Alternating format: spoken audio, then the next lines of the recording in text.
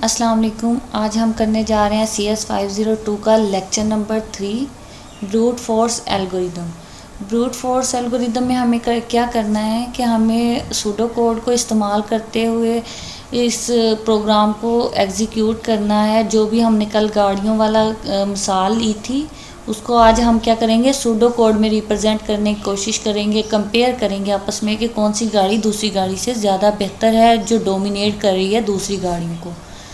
तो topic start करते हैं। इसमें let p equal to P1 P2 so on Pn तक, यानी कि ये हमारे पास पॉइंट्स हैं मुख्तलिफ गाड़ियों के, P1 से लेके Pn तक वो गाड़ियाँ हैं।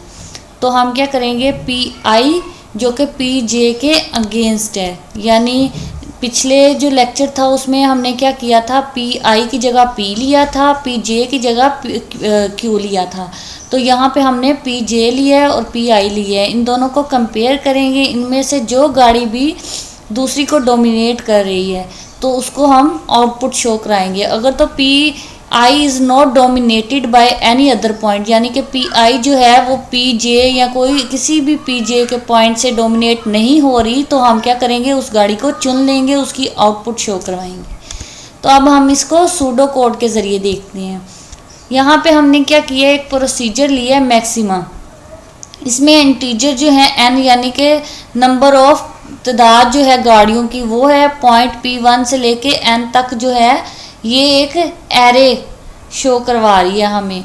तो क्या करते हैं हम, आउटर लूप है इसमें और एक इनर लूप है, यानी कि J वाली जो है वो हमारी इनर लूप है, जबकि I वाली जो है ये हमारी आउटर लूप है। I 1 से लेके n तक ये गाड़ियों की तादाद है जो 1 से लेके n तक चलेंगी। तो डू मैक्सिमल ट्रू, अगर तो ये जो गाड़ी है I वाली ये डोमिनेट नहीं हो रही तो हम क्या करेंगे, इसको निकाल लेंगे, इसकी आउटपुट शो करवाएंगे कि हाँ जी ये बेहतर है दूसरी गाड़ियों से।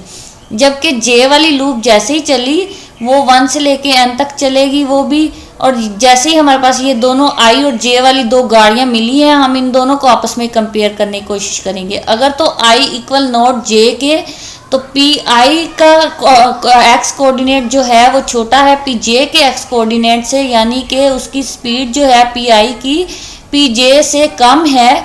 तो और इसकी जो हमारे पैसे बच रहे हैं y वाले, हमने क्या बताया था कि y जो होगी वो हमारी रकम गाड़ी खरीदने के बाद बच जाने वाली रकम कहलाएगी। तो अगर Pj वाली रकम जो है वो ज़्यादा बच रही है Pi वाले y वाली रकम से, तो हमारी जो इसमें गाड़ी होगी Pj वाली ज़्यादा बेहतर होगी Pi वाले से। तो हमारी जो आउटर लूप की कंडीशन होगी वो यहाँ पे फॉल्स हो जाएगी, हमारा प्रोग्राम यहीं पे ब्रेक कर देगा। अगर तो वो कंडीशन हो जाती है ट्रू तो हमारी जो कंडीशन होगी आगे भी चलेगी कि maximal point equal to true के देन आउटपुट Pi, यानी कि हमें J वाली जो है वो गाड़ी अच्छी नहीं मिली तो हमारी जो Pi वाली आउटर लूप चल रही है उसमें जो गाड़ी है वो हमें शो करवा दी जाएगी।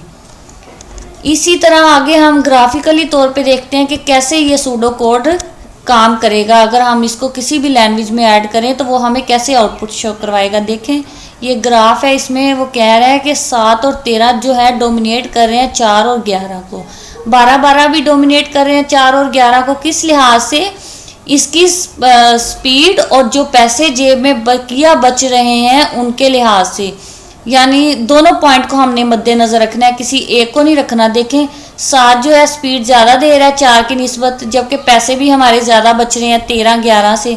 जबकि 12-12 है, ये भी हमें स्पीड और पैसे जो हैं वो ज़्यादा बच रहे हैं 4 और 11 की निस्बत। यहाँ पे हमने 9 और 10 से क्यों नहीं डोमिनेट करवाया इसको, इसलिए कि देखें कि 10 जो है वो छोटा है, यानी कि स्पीड के लिहाज से वो कम ही पैसे जो बच रहे हैं वो हमारे कम बच रहे हैं इसमें, इसलिए हमने इसको नहीं डोमिनेट करवाया इससे।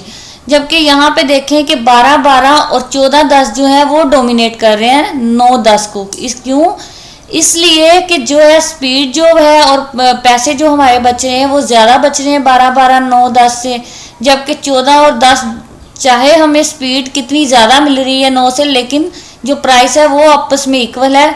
तो इसको हम कर सकते हैं, डोमिनेट करवा सकते हैं 9-10 से, क्योंकि हमें स्पीड बहुत ज़्यादा मिल रही है, चाहे पैसे हमारे बराबर ही बच रहे हैं, तो इसलिए ये 9-10 डोमिनेट होगा इससे। अगले ग्राफ की जानिब चलते हैं। यहाँ पे देखें कि 7 और 13, 12-12, 9-10, 14-10, 15-7 ये डोमिनेट कर रहे हैं 7-7 को एक्स और वाई के लिहाज से। आ गई होगी आपको समझ। यहाँ पे देखें हमने 4 पॉइंट को चुन लिया जो कि डोमिनेट कर रहे थे बाकी पॉइंट्स को। तो ये 4 गाड़ियां हैं जो बेहतरीन गाड़ियां हैं। अब हम इनमें से अपनी कोई मनपसंद की गाड़ी चुन सकते हैं।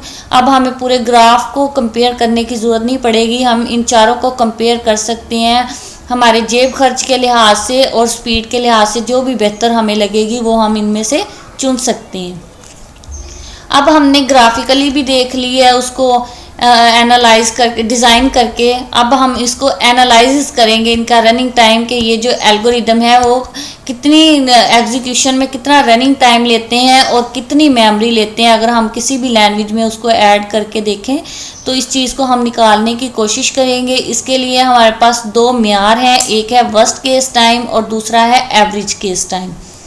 तो वो क्या वर्स्ट केस टाइम क्या करता है, ये हमें क्या करता है कि मैक्सिमम रनिंग टाइम निकाल के दिखाएगा इनपुट ऑफ साइज n, यानी कि हमारे पास जितनी भी गाड़ियां होंगी उनका रनिंग टाइम निकाल के दिखाएगा कि कौन सा बेहतर है दूसरी गाड़ियों से। इनका वर्स्ट टाइम यानी कि वो गाड़ियां कितना टाइम लेती हैं, इनको हम क्या करेंगे एल्गोरिदम को अब मैथमेटिकली तौर पे रिप्रेजेंट करने की कोशिश करेंगे। तो इसमें मुख्तलिफ गाड़ियां हैं जिसमें आई डोनेट एंड इनपुट इंस्टेंस, यानी कि हमारे पास 100 गाड़ियां हैं तो उनको हम क्या करेंगे, उनको इनपुट आई में ऐड करने की कोशिश करेंगे। तो आई के इर्द गिर्द हमने क्या किया है, बार लगा दिया और बार इसको डोनेट करेंगे लेंथ से, जबकि टी आई जो होगा वो हमारा रनिंग टाइम होगा। इस तरह हम ये फार्मूला का इस्तेमाल करते हुए हम इनका रनिंग टाइम निकाल सकते हैं। और रनिंग टाइम कैसे निकाल, वर्स्ट केस के आपको एक चीज़ की और बात बतानी कि ये हमारा बुरा टाइम, यानी कि किसी एल्गोरिदम का बुरा टाइम जो है वो ज़्यादा से ज़्यादा कितना होगा, इस चीज़ को निकालने की कोशिश करेंगे। वो कैसे, यानी कि हमारे पास अगर एक कोई एल्गोरिदम है, हम उसको बार बार चलाने की कोशिश करते हैं, कभी तो वो 1 मिनट में चलता है, कभी 2 मिनट में चलता है, कभी 3 मिनट में चलता है। तो हम क्या करते हैं, बार बार चला के कोशिश करते हैं कि वो ज़्यादा से ज़्यादा कितना टाइम लेते हैं, और इसके बाद हमें मालूम होता है कि वो 5 से ज़्यादा नहीं बढ़ रहा, यानी कि 5 के नीचे नीचे ही है, 5 से ज़्यादा नहीं। तो हम उसका वर्स्ट टाइम क्या कर देंगे कि इसका वर्स्ट टाइम जो है वो 5 है, यानी कि इससे ज़्यादा वो टाइम नहीं ले रहा। इस चीज़ को देखना है। उसके बाद एवरेज केस टाइम है। एवरेज केस टाइम को क्या करेंगे, हमारे पास n जो है साइज़ होगा वही, और पी आई डिनेट प्रोबेबिलिटी, यानी कि प्रोबेबिलिटी को अब हम इस्तेमाल करते हुए एवरेज केस टाइम का weight sum of running time निकाल लेंगे। तो वो कैसे, यानी कि ये एक हमें मैथमेटिकली इक्वेशंस दी गई हैं जिससे हम एवरेज केस रनिंग टाइम निकाल सकते हैं। तो इसमें एक बात गौर करनी है कि ये जो एवरेज केस टाइम जो होता है ये बहुत मुश्किल होता है, क्योंकि इसमें जो है हम प्रोबेबिलिटी को इस्तेमाल कर रहे हैं, जो कि निकालना हर एक की बस की बात नहीं होती। तो हमें या तो डेटा दिया जाए तभी हम निकाल सकते हैं, तो बहुत मुश्किल होता है ये प्रोबेबिलिटी निकालना। तो हम इस चीज़ को एवरेज केस टाइम को ज़्यादा इस्तेमाल नहीं करेंगे, वर्स्ट केस टाइम को ही ज़्यादा इस्तेमाल करेंगे, तो वो ज़्यादा बेहतर है, आसान है, तो इसलिए हम इसको इस्तेमाल करेंगे। और worst case time will specify an upper limit on the running time.